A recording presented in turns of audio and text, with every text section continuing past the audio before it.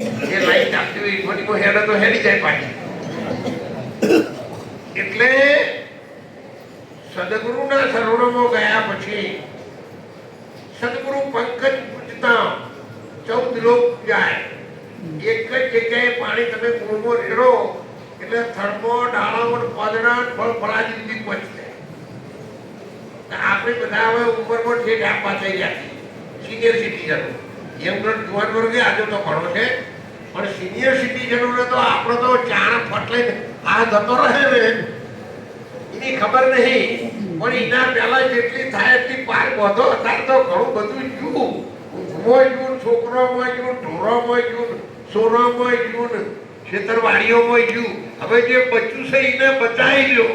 ગમે તે કરીને આ સંતોના પગમાં પડી જાઓ, એમને હાથ જોડો, એમને તમારી થાય એટલી વિનંતી કરો. પણ મહારાજ મારી જતા જતા મારા મોચમના 4 ચાહડા મહારાજ સુધારવાની જવાબદારી તમારી. એવા અંદરથી ગરીબ બની જાઓ. 12 વર્ષે ગરીબી ફળે. 12 વર્ષ સુધી તમે ગરીબ રહો ત્યારે એને ફળ આવે. મંદિરમાં જઈને ગરીબ થઈને હાથ જોડે મારીઓ હારું કરજો એને હાથ તો હારું રાખણી ખબર તો તમે કેવા જોઈએ.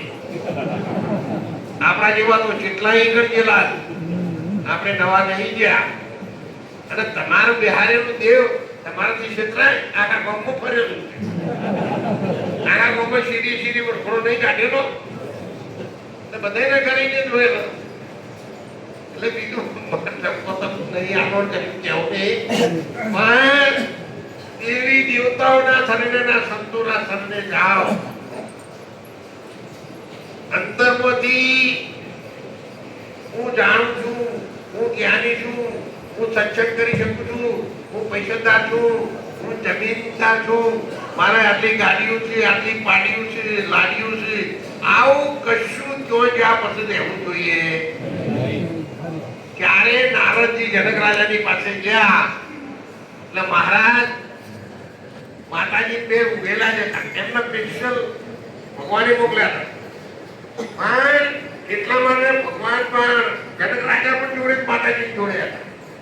નામ જઈ નારદજી જોયું આ તો ચોપડાની અંદર માયાનો ભક્ત બનેલો હોય અને આ મને શું આતંકીઓને કરાવવા જાય. એટલે મને કહ્યું કેમ એ તો માયામાં ડૂબી ગયેલા.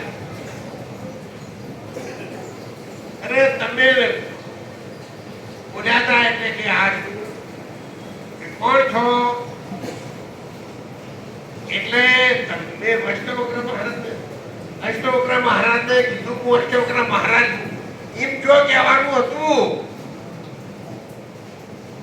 હું તમારો બાળક છું તો તરત ખોળા બિહારી દો. ઉડી જાય જેડી અષ્ટવક્ર મહારાજ તો જુત નહીં.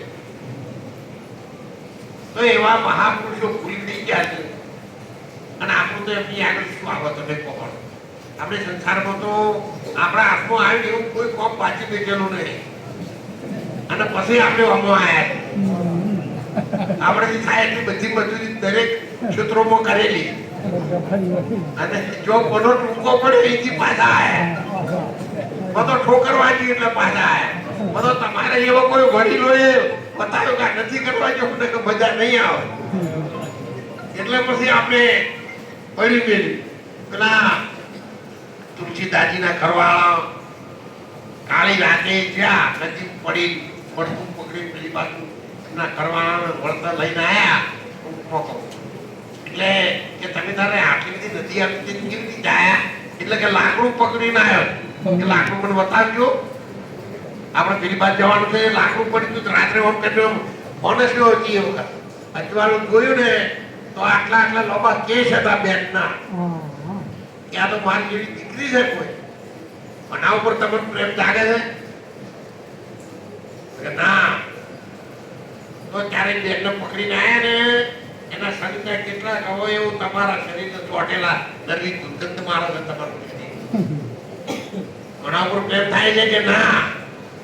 એટલે તું આ ચોપડા ઉપર જેટલો પ્રેમ કર્યો ને એટલો મારા નાથના નામ ઉપર કર્યો હતો ને એ દાડે મને એમને થઈ ગયું હા એવી આ જગતમાં કોઈ વસ્તુ પણ હરાઈ શકે. માનવ કહે કે મેં ખરીદી સબની ઈચ્છા મતે એક પ્રભુ તારા હુકમ વિના આ જગતમાં વસ્તુ પણ હાલી ન શકે.